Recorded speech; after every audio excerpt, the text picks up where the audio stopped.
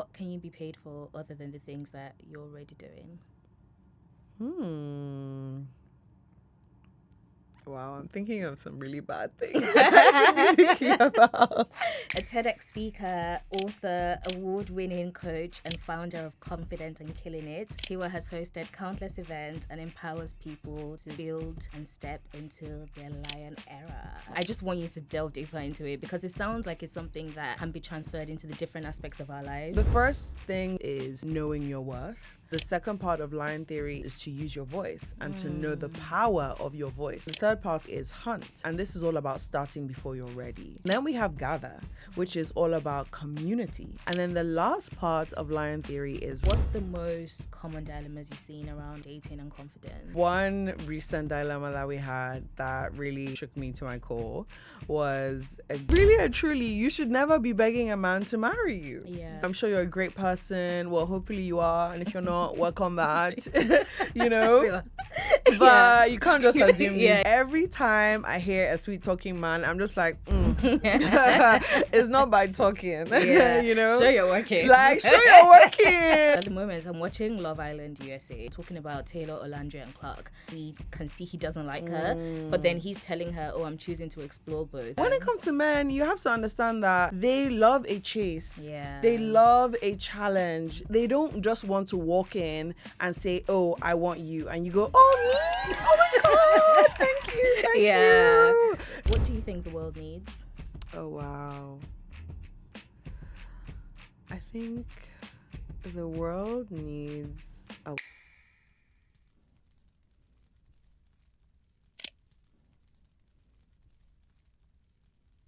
Hey real ones, and welcome to a new episode of Rayo with Rayo. I'm Rayo, and today we have a very special guest, Tiwa Adebayo. Yes, hi. Glad to be here. Thank you so much for coming on, and wait till you hear this intro. Oh gosh. Tiwa is someone I truly admire for her purposeful and powerful work in helping people build unshakable confidence. She's literally what you would get if Oprah and Beyonce had a baby. Like, need I say more?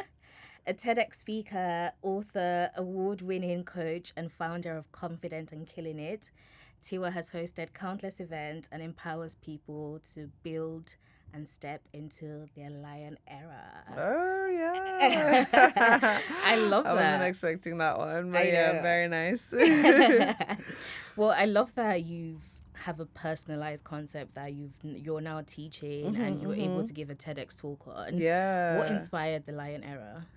Oh, good question. So I came across a tweet that said, don't be a goat don't be a cow who just grazes all day.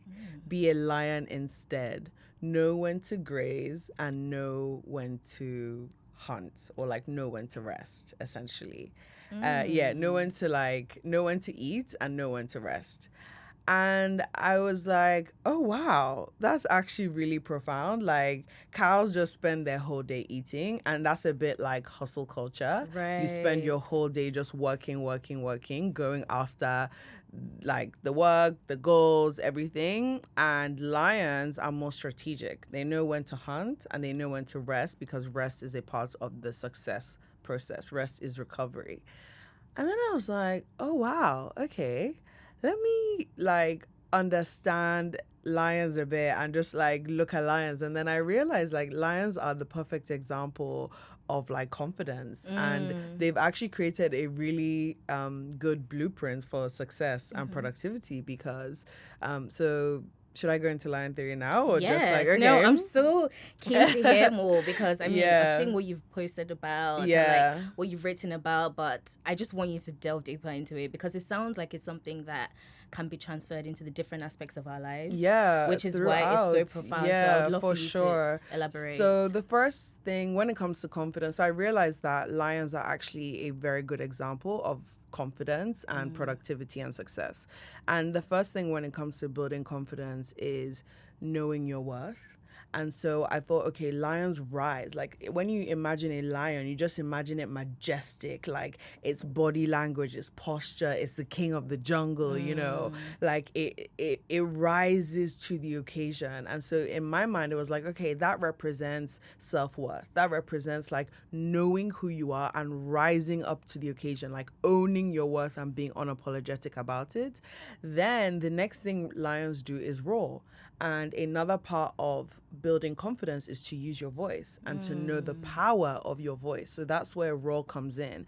And it's about understanding that your voice is important. And every time you don't speak up when you want to say something, you shrink yourself. Yeah. Right? And then you're sending a message to your subconscious that your voice doesn't matter when it does. Right? So every time you quieten your voice and you want to say something but you don't, you're sending a message to yourself, and that affects your confidence. So the second part of lion theory is to visualize a lion roaring. Like it doesn't go, oh, my roar isn't too great, maybe I should meow instead. No, it roars, and it practices its roar from a baby so that when it's a full-grown lion, it roars and everyone knows. Even louder. Everyone knows it's around, And so many of us are afraid to use our voice. So many of us will say, oh, I hate the sound of my voice, or public speaking is so scary. But we have to practice, right? We have to start small and grow. And then the third part of lion theory is hunt, right? And this is all about starting before you're ready. Okay. Because lions don't hunt in certainty, they hunt in uncertainty, right? When they leave the pride and they go out hunting, they don't know for sure they're going to get something, but they don't just stay in the pride and go, oh, I'm not 100% sure if I'm going to catch something or not, so let me just stay home. No, because if they don't go out and catch something, then the whole pride is at risk, right? So it's all about starting before you're ready, and it's about overcoming fear, because that is what confidence is. It's an in-depth belief in yourself and your ability that you have what it takes to take action on your dreams and your goals. So it's not an absence of fear or insecurity, it's taking action in the presence of fear and insecurity, because the more action you take, the more confident you get. So a big part of building confidence is taking action, and a big part of taking action is doing it afraid, right? And so lions go after huge animals way bigger than themselves, right? I'm sure they experience some kind of fear, but they are driven, right? They look fear in the face, right? And they go for it. And that is the energy we need to operate when we come to our goals, because there is always going to be an obstacle between you and your goal. 100%. There will always be an obstacle, because obstacles are part of your growth process. There are certain goals and levels in life you cannot unlock until you go through an obstacle, because the obstacle is there to refine you, right? Because obstacles make you face fear. They make you think about who you are, right? They refine your personality. Obstacles make you question, parts of yourself that you maybe hid, right? And so there are levels of life or levels of your path to greatness that can only be unlocked by going through the fire. Right? So hunt is all about facing fear and coming out on the other side stronger. And then we have gather, which is all about community, because a lot of the reasons why entrepreneurs and people experience burnout is because they try and do everything by themselves. You need a team, you need community. So whether you're in the workplace, you need team. Whether you're an entrepreneur, you need team. Whether you're just an individual kind of figuring out life, everyone needs community. In personal life, in work life, everyone needs community. And so realizing that confidence grows within community. I unlocked my sense of purpose by volunteering in a community. Right. That's where I figured out the gifts and the skills that I have. So a big part of learning to be confident is to unlock your strengths, and you do that within community. You do that interacting with other people, and then you begin to see what you're good at doing. So when you're surrounded by people who believe in you, it's a great way to continue to build your confidence. And then the last part of lion theory is rest, which is all about taking time to recover. Because there's even a game called Sleeping Lions. I don't know if you ever played that as a child, but there's a game called Sleeping Lions where children just have to pretend to be lions asleep. Oh, yeah. Yeah, you know? And it's just like the first person to move is out. Because lions know that if they do not rest, they do not have energy to run however fast they will run to catch their prey. Right? So in order to achieve success in the hunt, you must be rested. You must have recovered from the previous hunt. Yeah. You must feel strong. And we live in a society where rest is seen as the enemy of success, whereas rest is actually part of the success process. And there is no success, right, without rest, because if your body breaks down, who's going to do the work? How are you going to reach your goal if your body can't take you there? Yeah. Right? If your mind is completely frazzled, how are you going to think with clarity and make decisions? So rest is a crucial part of building confidence and going on a journey of success. And so when you put all of those things together, it's actually a really nice visual, practical way to be confident. And then in those moments where you're nervous and you want to say something but you're not sure, embodied lion energy and roar. Those moments where you want to start on your business or start posting on social media and you're looking at fear in the face, embody the lion energy and hunt and show up, you know? So yeah, that's how I, by Holy Spirit inspired, came up with the whole concept. And I got the opportunity to share the concept on a TED Talk in March. So that was really cool. But yeah. That's amazing. I mean, I don't know how many minutes we are into, but I'm so fired up. I'm like, yes, lion energy. Amazing. Thank you. I love that. And like I've said earlier, the work you do and you've done is so powerful. And I truly believe that confidence is the pillar for personal development. 100%. My first ever episode was actually on confidence because when I thought about it, I was like, how do I propel if I'm not confident, right? Yeah. How am I able to really even challenge these limiting beliefs or face my fears if I don't have that inherent form of confidence? So I absolutely love that. Coupled with the lion theory, I think that's just an amazing way to kickstart this episode. So, thank you so much. You ate that. Okay.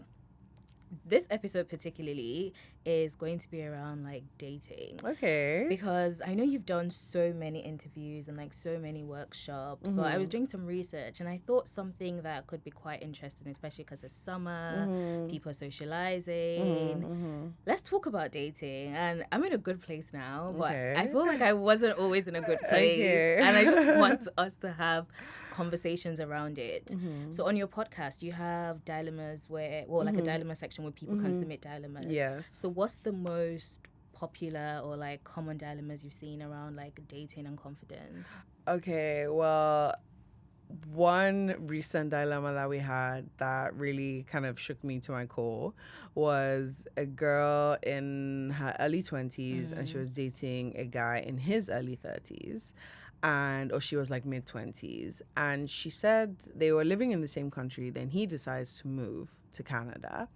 And she kept asking him, oh, when are we going to get married? And he's like, oh, next year I'm going to come and speak to your parents. The next year comes, he doesn't go speak to her parents. And she's like, when are we going to get married? He's like, oh, I've just moved to Canada. Like, I need some time. Let me get to Canada and I'll come back to Nigeria and visit you. Okay, next year, now it's time for him to come back to Nigeria to visit her. He's like, oh, I can't actually leave Canada this year. And she's there asking me for advice. And I'm like, sis, what advice do you need? Like, hello. Because really and truly, you should never be begging a man to marry you. Yeah. That is the biggest thing here, right? You're the one trying to pressure him and be like, oh, commit. I don't think you should really be asking people for commitment. If their actions are not showing that they want to be committed to you, like, of course, maybe in the beginning when you say, oh, will you be my girlfriend? Will you be my boyfriend? Fine. You need that level of commitment. But if you're dating someone and they're not showing serious action and energy and levels of commitment, why are you going to start talking to them about marriage? Yeah. Because it's so easy for people to promise you the world through their mouth. But when it comes to action, you will see clearly. So for me, I always base dating decisions around action, right? Because you can sweet talk, anyone can sweet talk their way into anything.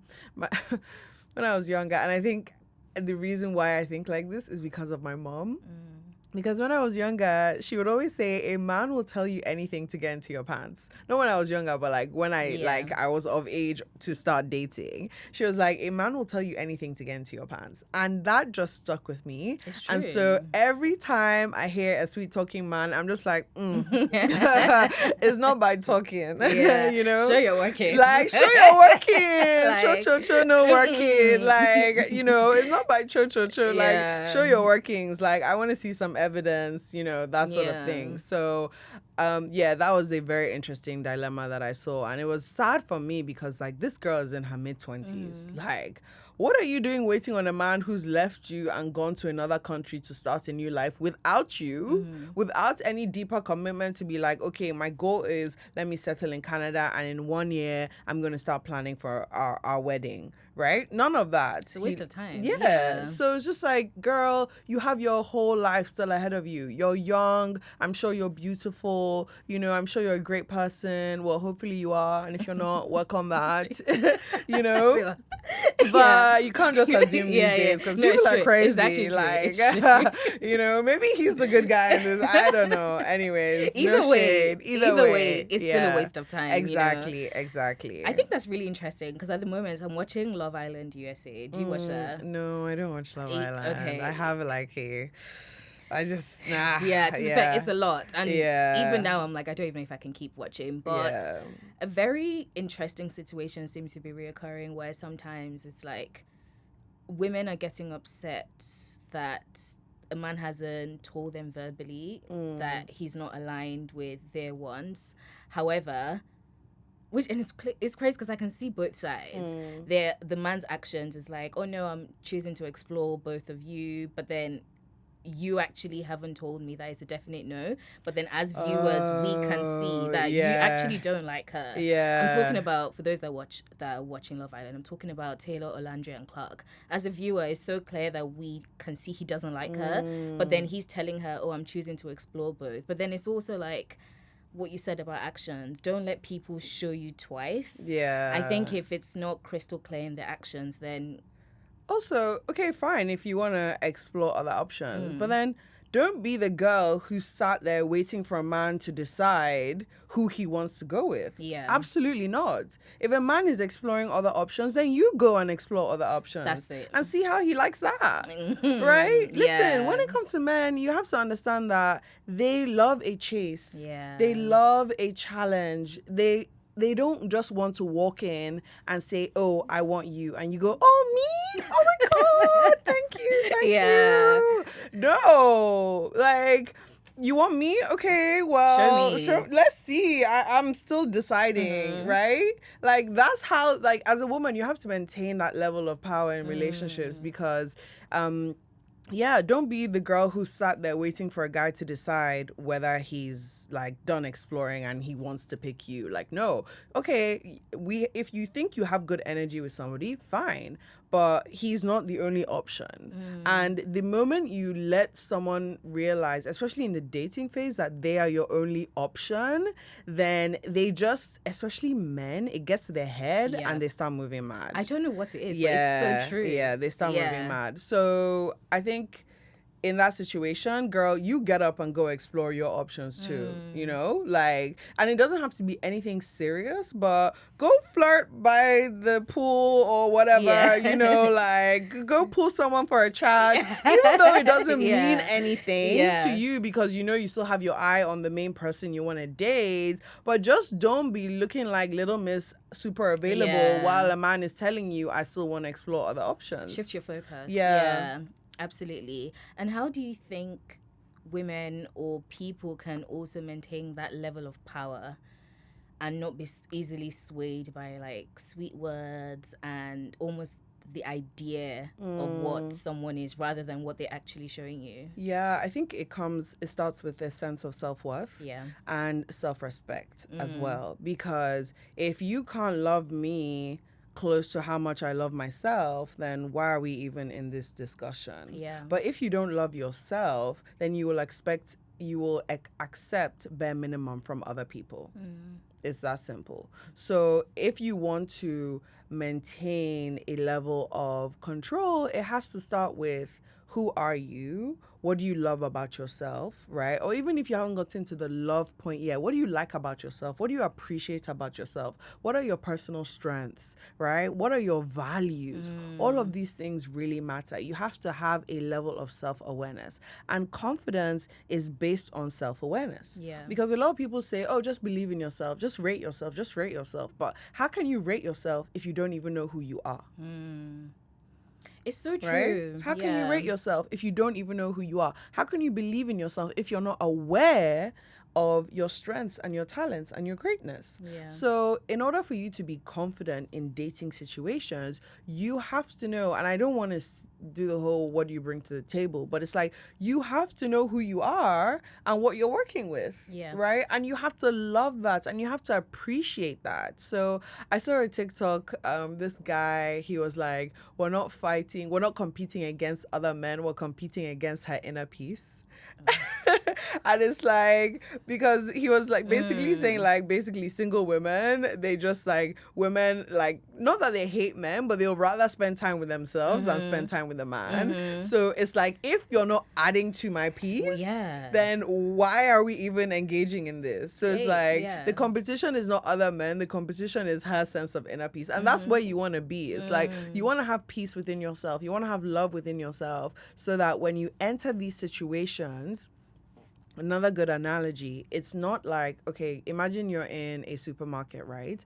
You're not walking around going, oh wow, who can I ask here for $100? Who can I ask here for $100? You want to be, who here do I want to give $100? Right? Look at that difference in the energy. So when you're going into a dating situation, you don't want to be like, oh, can I ask him to pick me? It's like, no, do I want to give him my time and my energy, you know? And it doesn't matter if he's more attractive than you. It doesn't matter if he has more money than you. None of that matters. You can still maintain a sense of power and aura and confidence, even if there's power dynamics, like money dynamics in the relationship. Yeah, it's so true. And my favorite thing about everything you've said so far is viewing yourself holistically, like knowing your strengths and values. And not just limiting your strength to like how attractive you are or what you look like. Because these things are so fleeting.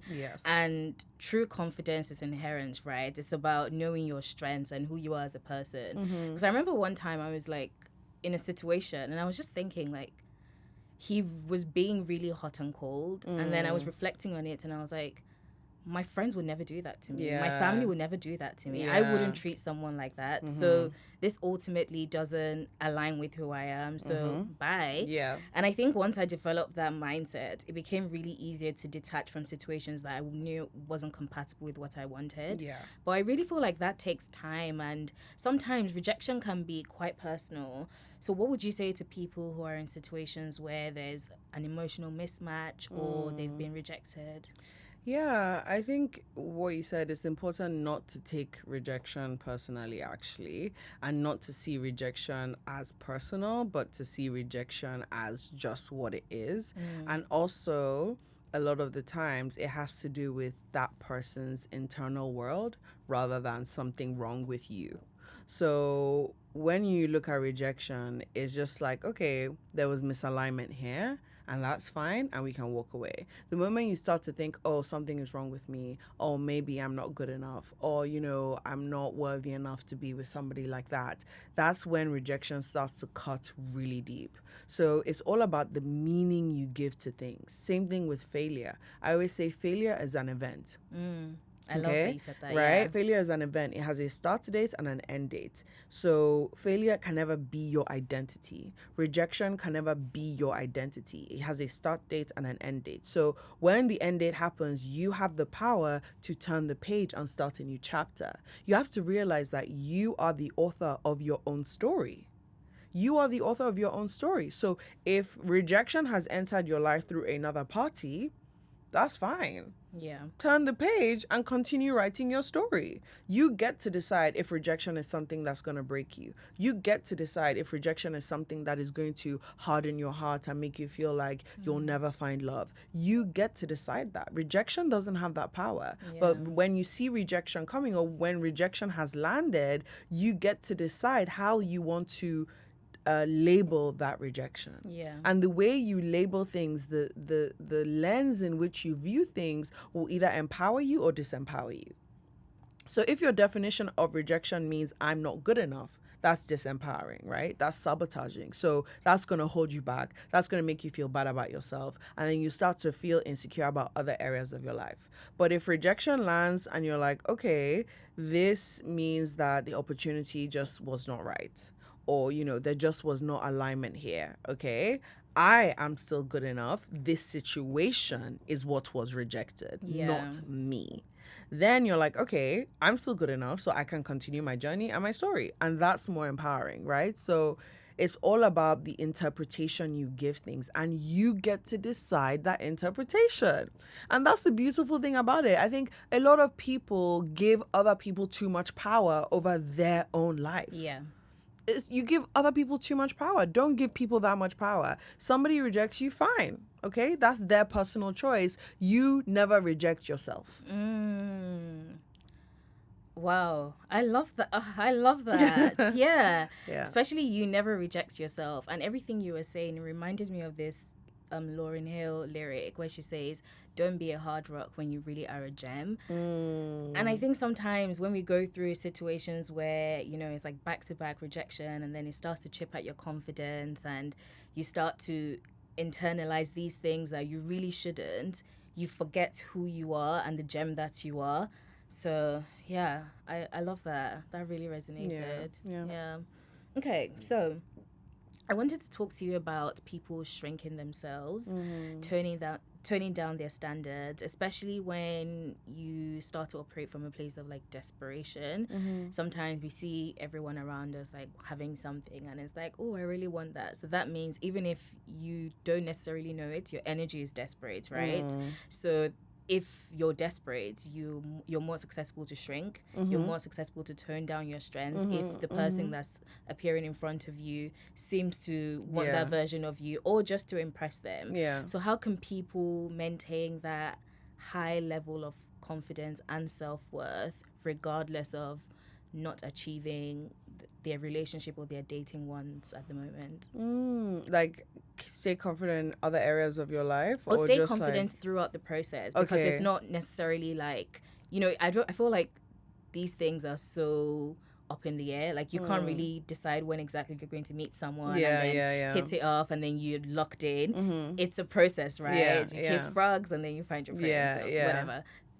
I think remaining open to endless possibilities is really important.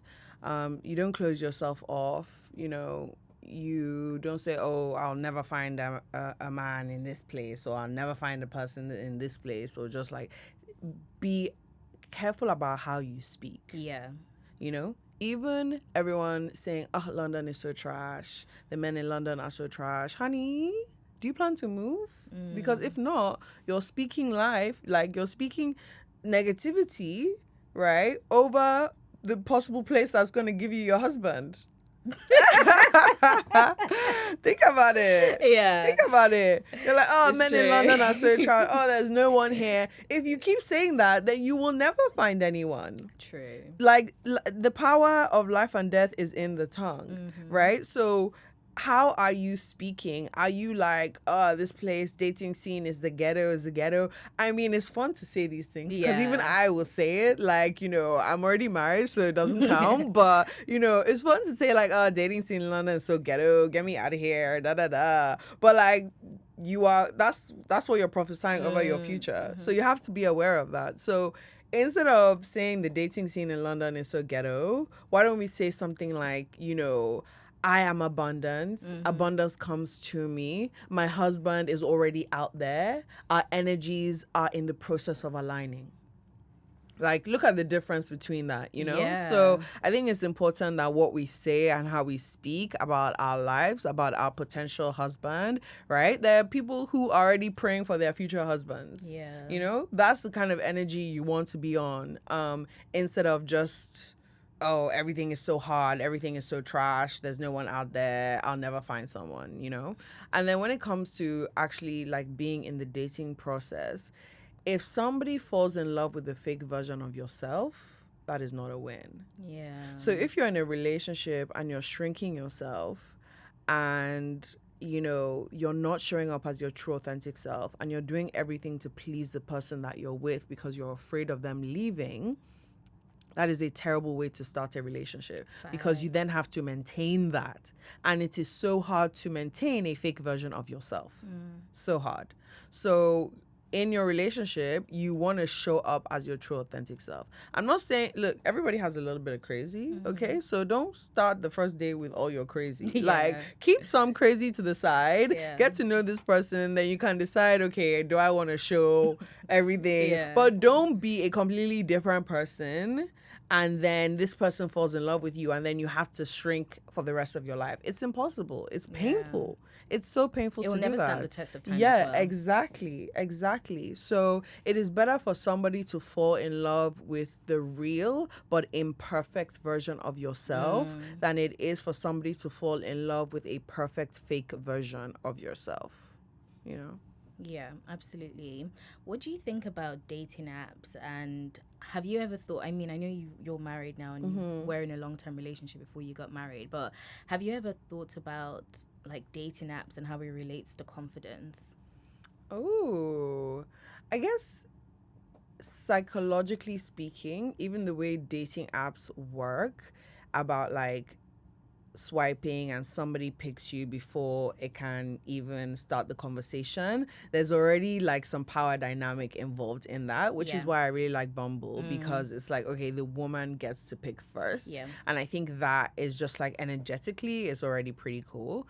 But yeah, I don't have anything against dating apps. I think people, it works. There's a good success rate. It works really well for some people, but I think it's also like you're meeting a complete stranger, right? So you really have to take your time to know every aspect of that person.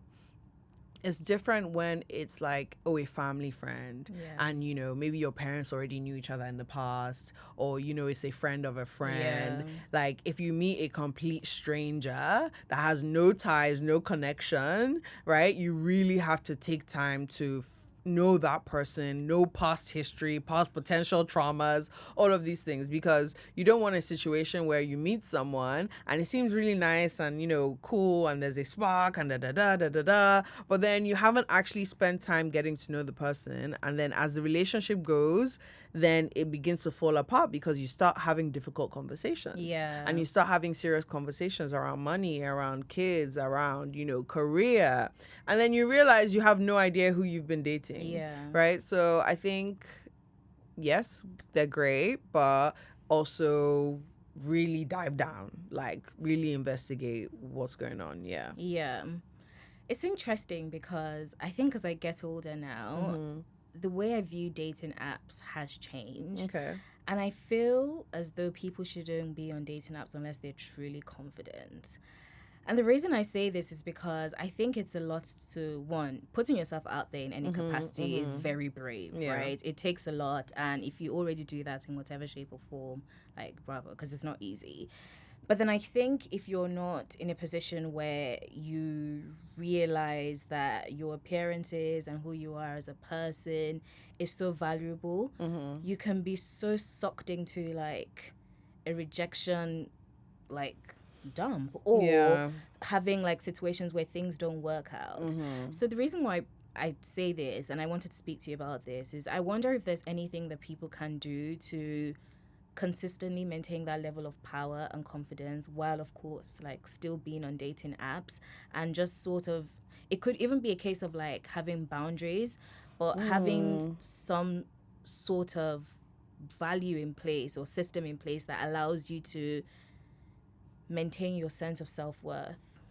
Yeah, I think it's about your whole lifestyle in general, Right. because your dating should never be your be all and end all. It's a part of who you are. So my question would be, what are you doing outside of your dating life? Right. Because confidence is not just in one, it's like you build confidence across all areas of your life. So what are some things that naturally help a person build confidence, right? I already kind of broke down lion theory, but if we're looking like day to day, okay, are you reflecting on your strengths in general, right? Are you saying nice things about yourself? Are you thinking positive thoughts about yourself? Are you disciplined? Are you exercising? Are you taking care of your health? Are you resting when you need to? What else? Are you taking time to journal and reflect on your past wins and accomplishments and taking time to celebrate yourself?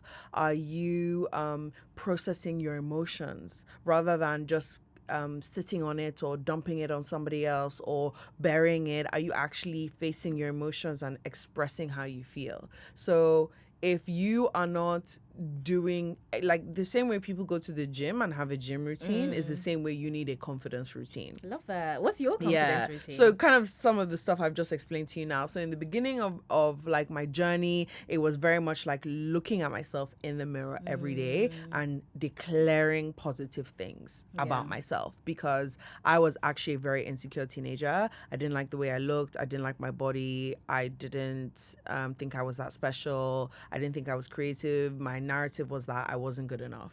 So I had to reprogram my mind to love me and to believe in my worth. So I would look at myself in the mirror and look into my eyes and say, Tiwa, you are beautiful, you are worthy, you are special, you know, you are God's royal daughter, things like that. So that's a big thing. Another thing is writing down 3 things that you're grateful for every day. Yeah.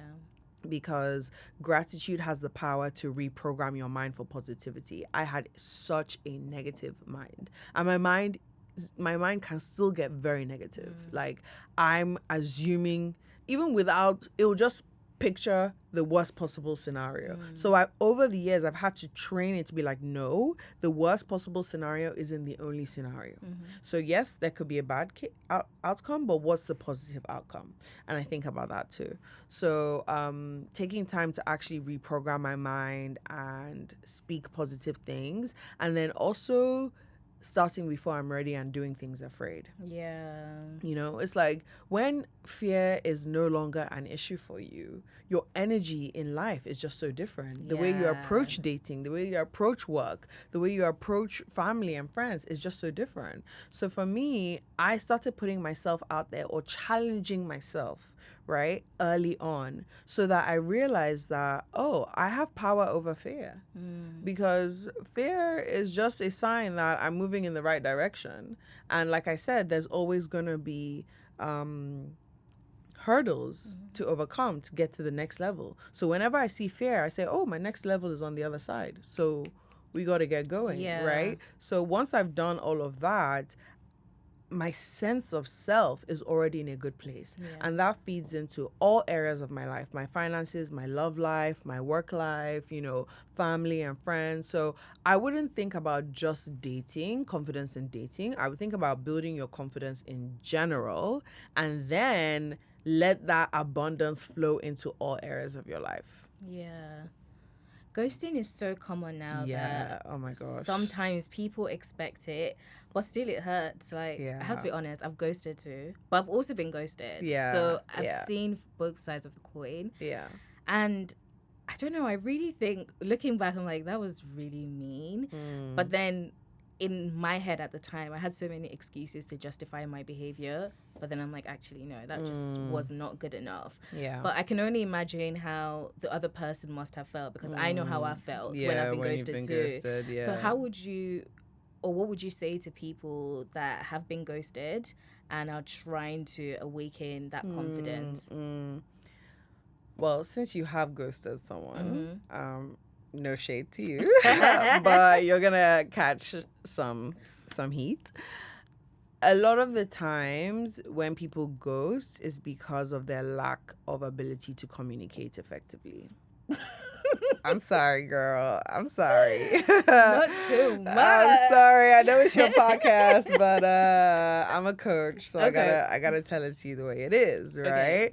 It oh my god. It gets worse. You Go on. really should not have said that you ghosted someone. No, you know we what? should have kept that under wraps. But you know what? I agree. And don't worry, just this Yeah. is Rayo with Rayo. Yeah. Give it to me. It's okay. Yeah. So maybe in that season of Yeah. life you were in, there was a lot of emotional immaturity, and there was a lack of ability to communicate effectively, right? So again, ghosting is never a sign that something is wrong with you or you're not good enough. Ghosting is a sign that the other person does not have the bravery or courage to face their emotions and communicate how they feel effectively. Because essentially, this person ghosting you is no longer interested in the relationship. Yeah. Okay, fine. They're a coward because they can't come to you and say, hey, you know what? I don't think this is really working out for me. So, it's been great knowing you, but I just need some time for myself, or I don't think we're aligned. So maybe we should just be friends. They don't have the courage to say that. Yeah. Right? In that moment. So instead, they'll rather just ghost. Yeah.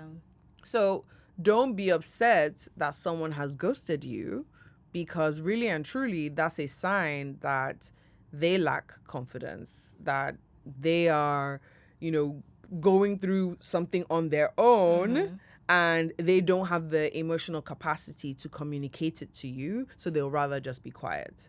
That's it, really, because I can't speak from everyone, but from my perspective, it really was just selfish. Yeah.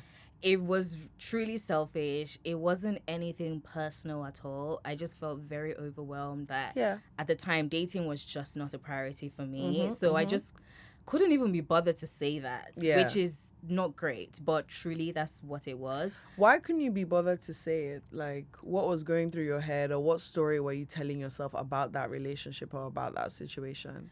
I think I just didn't really care enough, to be honest. And it was still quite early on. So I was just like, okay, I have so many other things going on. I'm just going to put that to the back burner and just not say anything, which isn't great, but that's really what it was. Yeah, fair enough. Yeah. So I say that to say that I think also realizing that it really is not always personal. No, people have their own shit going on. Yeah. Like, a lot of the times when people treat you a certain way, it's not because of you. It's because of them and the story they are telling themselves about themselves. Yeah. Right? So the worst thing you can do for yourself is internalize other people's behavior.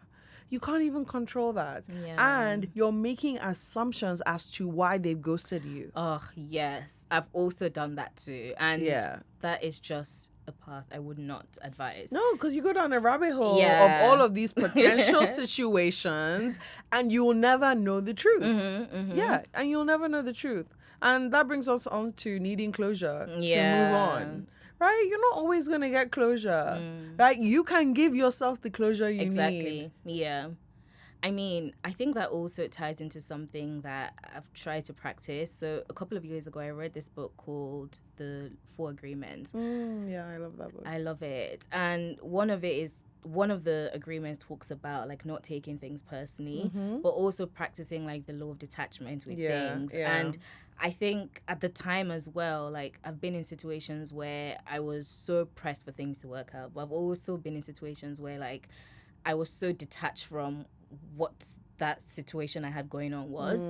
So that meant that if I couldn't communicate clearly, and if I wasn't necessarily like happy in the situation, I just wouldn't say that. Yeah. But then it doesn't mean that that person is like less great or has anything to do with them. So I think that also has made me understand on the flip side and has made me able to like stomach rejection better, because I'm like, you know what, actually it really isn't personal. Sometimes they could be a coward, sometimes they could be selfish. Yeah. And really and truly, is that version of the person that you're seeing right now someone you actually want to be with? Yeah.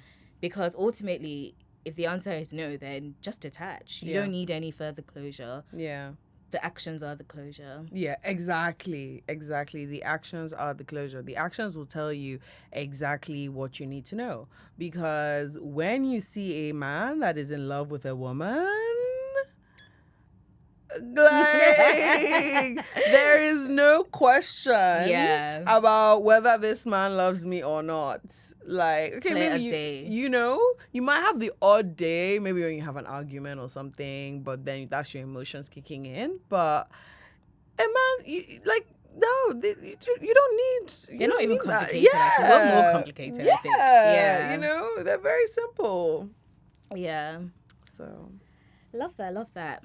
I was listening to your episode with Tony Tone when Okay, you were a yes. guest on her podcast. Amazing episode. thank you. But one of the takeaways that I had was when you spoke about the confidence gap between men and women, and you referenced a book. I can't remember what the name of the book is. Psycho-cybernetics. Can you please elaborate on the confidence gap between men and women? Because I thought that was particularly interesting. And with this being a dating episode as well, I think it will be quite cool to pull some insights. No, that's a really good segue because the confidence gap is essentially what we've just talked about in terms of women tend to internalize things and men tend to blame it on the circumstance rather than themselves. So women will blame themselves for things going wrong. Men will blame the circumstance for things going wrong.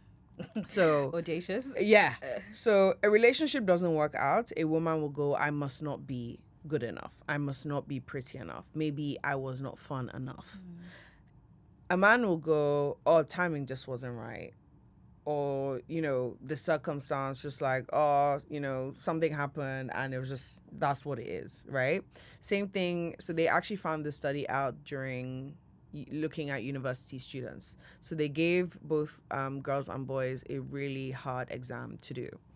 And after they did the exam, they gave them a survey to see whether they thought they had passed or failed and why. And a majority of the women were like, I'm not good enough. That's why it was hard. I'm not smart enough. That's why I found that exam hard. The men were like, how dare the teacher make this so hard? Like, that sounds like Nigerian men as well. Or maybe I just didn't work hard enough. That's why I found it hard. But women will go, I myself, like, I'm not good enough. That's why I found it hard. And so as you do that, you are basically diminishing your sense of self-worth. You're diminishing your sense of identity because so whatever you think about yourself is what you become. Yeah. Your identity is the core of everything you do. Your thoughts are connected to your feelings and your feelings are connected to the actions that you take, right? So how you see yourself dictates what you do, right? It's the same way, for example, I'm not a smoker, right? My identity is I don't smoke. So therefore, you will never see me smoking, right? So when you're very strong about something in your identity, it follows through with action, right? There are some people that go to the gym every single day without fail, right? No matter how busy they are in life, because they see themselves as a person that works out every single day. It is part of their identity, and therefore you see action. That's so true. Yeah. So if your identity begins to be diminished because of the things that happen around you, it's going to affect the action that you take. And when you don't take action, your life doesn't move forward. So looking at the confidence gap, is really important that women just need to stop internalizing fear and rejection as something being wrong with us. There's nothing wrong with you. You are good enough just as you are. Now, you are likely to be on a journey where you are growing and you are evolving and not everything is happening as perfectly as you want it to, but your starting place is that you are good enough. So one thing I always tell my coaching clients is that you're not broken and you don't need fixing. Okay, you're not broken. You don't need fixing. You are already naturally creative, resourceful, and whole. But you need to wake up to it. Yeah. But you need to go on a journey to continue growing and refining yourself to become the person you know you can be. And by the way, there's no destination for that. You continuously grow and evolve and grow and evolve, right? So we just need to change the way we view things. But also, can you blame us? Look at marketing. Look at the media we consume. And this is why I started Confidence and Killing It, because all the media I saw growing up was buy this, then you will be. Yeah. Then you will be good. Then you will be attractive. Do this, then you will be. So it's like we have to spend money to buy things for us to feel worthy. And that's the marketing trap. They want you to feel unworthy without their products, because their products is going to give you everything that you need. Imagine. But nothing, only God can give you everything that you Yeah. need, right? It's not their products. So women have always kind of like throughout society, it's always been about other things defining our worth. And when you learn to define your worth for yourself, separate to external validation, separate to what the world thinks and says about you, that is when you will begin to have unshakable confidence. I love that. And the beautiful thing about what you do and how gifted you are is like, I've had so many questions here, and through answers, you're just like answering Oh, them, really? ticking it up. It's like, yep, she's already done that. Oh, Tick, thank tick, you. tick, tick, tick. So I absolutely love that. But how can people build confidence in decision making, particularly in dating? Because I think when you're confident, you can choose better, but then that also means you're able to walk away faster and easier from situations that don't align with the person that you are. And that's another thing that I'm seeing a lot in dating now. It's like people don't want to give other people time to grow and to develop, and really just like give people, like, the moment somebody ticks one red flag, it's like, I'm out, I'm better than it. So that, like, there needs to be a balance between, listen, you are not perfect. You're also dating somebody who isn't perfect, but you realize that there's synergy here, there's love here, there's aligned values. So even though they do some stuff I might not agree with, I'm not just going to walk away so easily. I think as a society and as women, we need to give people more of a chance, but you also need to have discernment about who you're giving a chance to. So for example, if the person aligns with your values, so how do you make better decisions? You've got to know what your values are. Okay, you have to know what matters to you, because when you know what matters to you, you can say, does this align with my values? Yes, great. If it doesn't, bye. Okay, now, so when you know what your values are, when you know what truly matters to you, you can make better decisions that align with your sense of fulfillment and your sense of self. Now, if somebody aligns with your values, but then they maybe say something you don't like, that's not a reason to walk away from the situation, because in relationships, you're going to have difficult conversations. You know, that's just what it is. If somebody is not aligned with your values, then you can be like, okay, I'm going to walk away from this situation. But if somebody is respectful, they're kind, they align with your values, but maybe they're not making as much money as you would want your partner. Maybe they can't buy you a designer bag right now. That is not a reason to leave a man. Okay? And I know it's like, you know, if I can buy it for myself, then why am I going to date somebody who can't buy? I'm not saying go and date a broke man, okay? I'm not saying that. But also create space for people to grow, right? Because it's not just about how much money a man has right now. It's about his money habits. It's about his goals. Because what use is it to be with a guy who has a lot of money, but he has no family values? Right? So true. So you want to look at what values matter to you, and they should definitely be more than money. And you want to make sure that whoever you're dating is aligned with your values. And even though they don't tick all the boxes that you might want, if there's alignment in values, that is a very powerful place to start. Yeah, absolutely love that. And through everything that you've learned and taught about confidence, what's your favorite thing about confidence? Oh, wow. No one's ever asked me that before. Welcome to Rayo. What's my favorite thing about confidence? I mean, okay, it will have to be main character energy. Like, if I say, like, if Oprah and Beyonce got together and had a baby, I would be the result of that fabulous combination.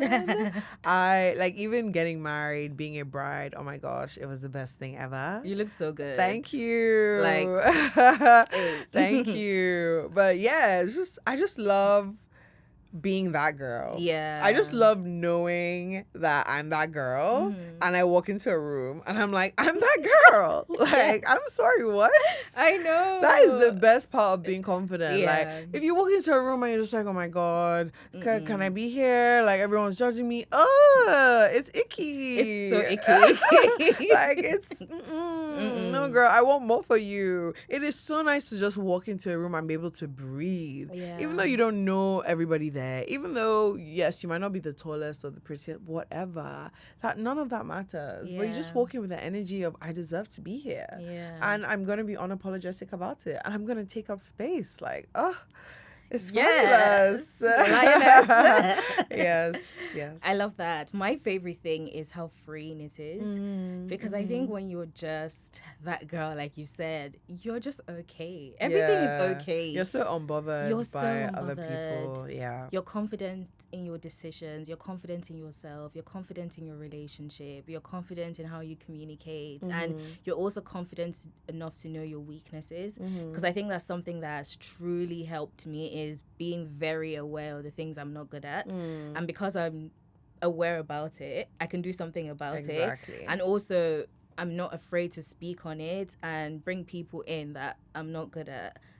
Bring people in that have strengths where my weaknesses lie. Gaps. Yeah. Which is something I've also done with this podcast. Like we were speaking earlier on and you were saying how you can't do it all alone. Like you really need a team. Yeah. And I mean, nowhere near a team, but I've also been able to recognize that I needed help. And I'm not a strategist or, a marketing guru. Like left to me, I just want to post my podcast, have great conversations and go. But the podcasting landscape and I think the media landscape in general has changed so much over the last couple of years that it's really important to almost like recognize the things you're not good at and outsource. Yeah, for sure.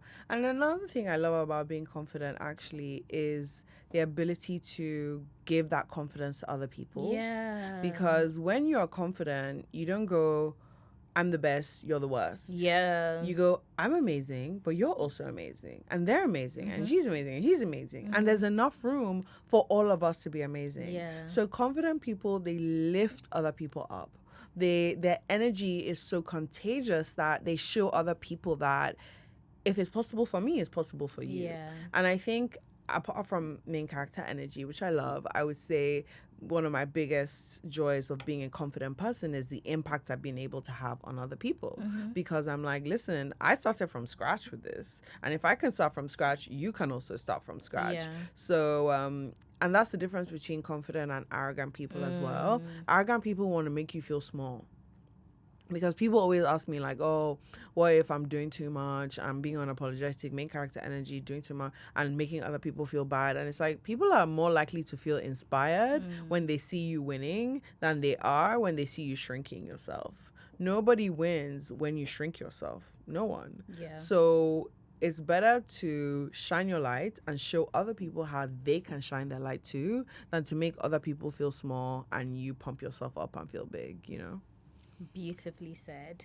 And we've come to the final segment of the podcast. Okay. So at the end of every episode, I ask my guests what their ikigai is. I don't know if you've heard one. Oh, yeah. Okay, but I haven't articulated it. Yeah, so essentially it's a Japanese concept that translates to your purpose for being. And it just consists of 4 questions. So I'll ask you and then you can give like rapid fire. Fine. And then, we can go from there. So what do you love? Oh. Okay, wait. That's a very wide question because what I love in the sense of my sense of purpose Anything. or just... It literally could be anything. It doesn't even have to relate to what you're doing or what this conversation is about. Like, what do you love as Tiwa? I love uplifting others. Yeah, I love shining light. I love spreading energy. I just love waking people up so that they can feel good about themselves. Yeah. What are you good at? Oh, kind of that. I'm good at speaking. Yeah. I'm good at... I have really good emotional intelligence. I'm also really good at finding solutions to problems. Like when I get challenges, I'm just like, okay, let's map out a solution. I never really stay stuck by challenges. That's a really good trait to have, especially Yeah. as an entrepreneur. Oh my God. Yeah. Trust me. The first time something went wrong, I cried. Second time, I was like, right, let's do this. You know? Yeah, Mm-hmm. that's so good. What can you be paid for other than the things that you're already doing? Wow. The first thing that came to my mind was, can I be paid to be a Beyonce lookalike? If I go to Thailand, probably. No, for sure. Like when I went to Thailand, every 5 minutes, Michelle Obama, Shakira, Beyonce. I'm like, They love yo. that. I got Nicki Minaj. Like, that's how. Like, come on, Nicki. You do. I do love her. There's a Nicki-esque-ness to your face. I'm a barb. Maybe it's the eyes and the She cheeks. like, Yeah. Yeah. Okay. So what could I be paid for? That isn't already what I'm getting paid for now. Yes. Wow, I'm thinking of some really bad things I should be thinking about. Say it as it comes to your mind. No. I have a reputation to uphold. No, but honestly, sometimes being an entrepreneur is so hard because sometimes I'll just be like, who asked me to be this ambitious? Like, I came across a Madame Joyce episode on TikTok, and this girl, feet pics, It's crazy. toenail clippings, expired braids, and she's making braids? she takes out her braids to send them to people, and they buy them off her, like as this like kind of kink, yeah. And I'm just never heard of like, that. if not for Jesus Christ, It's not braids. like if not for my Nigerian parents who worked so hard to make me the woman I am today. Yeah. Like, so I think I'm doing everything I need to be doing to get paid. I don't think there's anything else. I don't think there's anything else I can be doing. Oh, okay. Maybe a dance instructor. I love dancing. Okay. Yes, I That's I fun. could probably be like, I couldn't be a professional dancer because I don't like routine too much with dancing. I just like to freestyle. But I could, do like dance classes. That's fun. I can see that because you're high energy as well. Yeah. So I feel like that would go well with Yeah. that role. What do you think the world needs? Oh, wow. I think the world needs awakenings. The world needs awakenings because everything you need to win in life is already within you. Everything you need. But a lot of people are sleeping on themselves. And a lot of people act out of their insecurities rather than acting out of their place of power.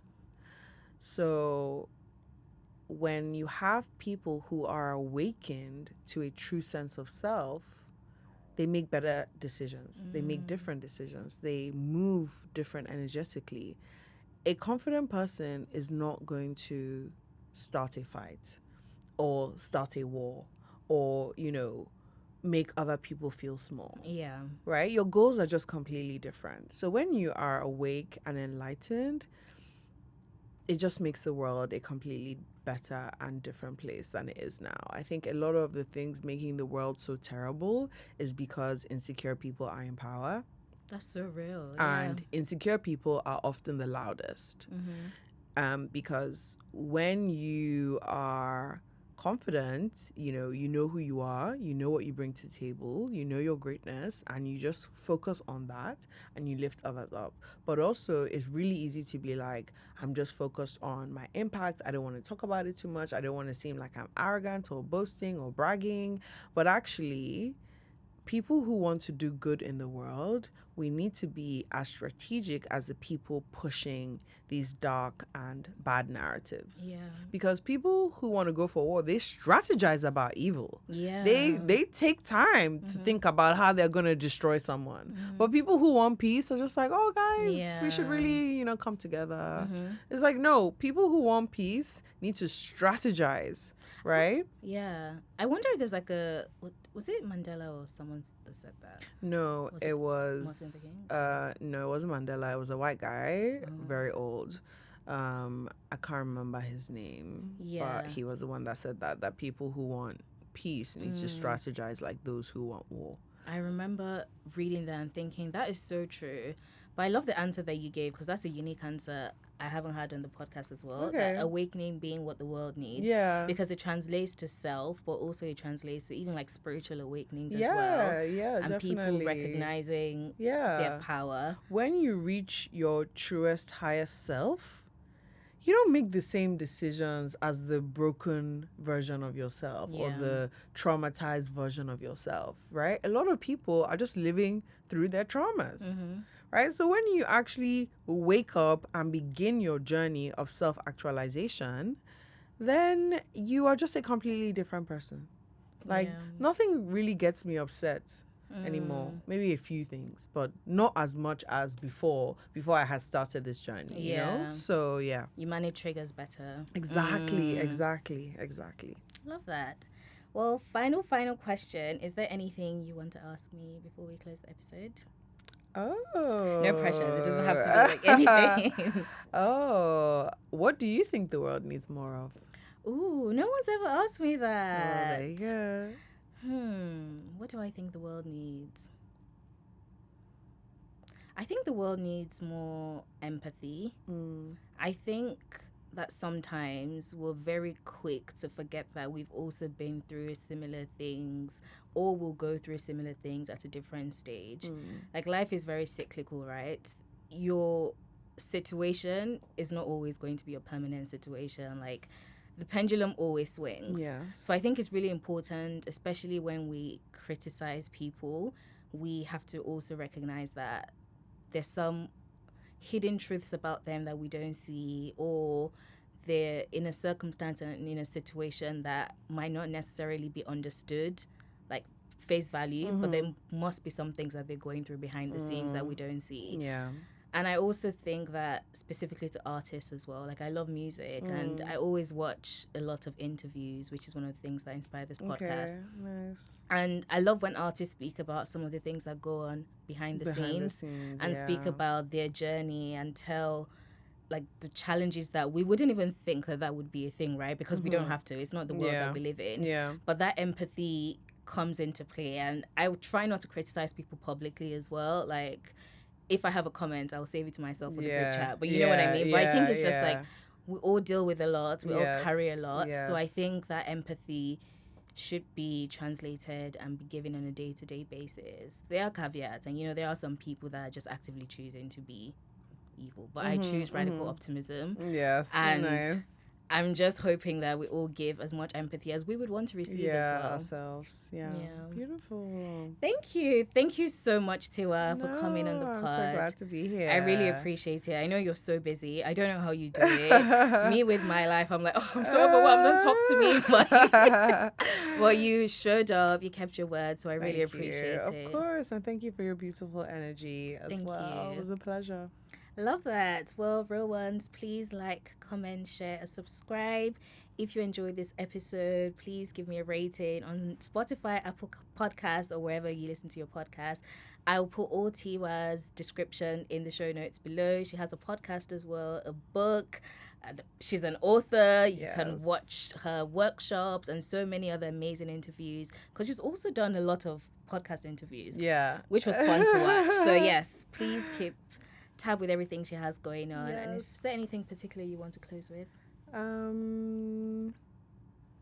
Just, I guess since we've been talking about dating, just remembering that you are the prize. That's it. You are the prize. And you matter simply because you exist. Yes. Oh, she's been learning. She's been learning. Yes. I have. I always say to people, you matter simply because you exist. Yeah. And when you know that your existence, your mere existence means that you are worthy, you just operate on a different level. So go through your days knowing that you matter just by the fact that you're breathing and you're here. And don't accept anything less. Touche. Love you. And I'll see you guys. Bye. Bye.